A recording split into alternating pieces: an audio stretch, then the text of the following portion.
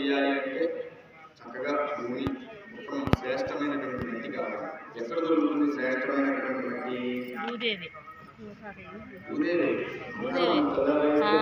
తిరుగుతూ ఉంటారు. శ్రేష్టమైన మట్టి ఎక్కడ దొరుకుతుంది? ఉమ్మకుండా చెత్తా చెదారం లేకుండా పరిశుభ్రంగా ఉన్నటువంటి మట్టి ఎక్కడ దొరుకుతుంది? అందుకని పుట్టటువంటి పరిసరాలన్నీ కూడా అనేటువంటి శుచిగా ఉంటాయి. అమ్మవారిని ప్రార్థిస్తూ ఉన్నాం. ఆ భూదేవి కూడా సంరక్షణ చేస్తూ ఉంటారట. ఆ సుదర్శన భగవానుడు, విశ్వసేనుడు, గరుత్మంతుడు, శేషుడు భూదేవికి ఎదగడాలు కాస్తూ ఉంటారు. ఆవిడ ఏం కదా అందుకు గర్భంగా వచ్చేసి కాస్త మట్టితో పెడితే వాళ్ళు ఊరుకోరు. అందుకని వాళ్ళకు కూడా ఆరాధన చేసి ఈ భగవత్ కార్యక్రమంలో మేము తలపెట్టినటువంటి కార్యక్రమానికి అభిప్రాయం వరకు నేను కావాల్సి వచ్చి కాస్త తీసుకుంటున్నాను తల్లి అని చెప్పి ప్రార్థించి అమ్మవారిని తీసుకుంటాం అన్నమాట.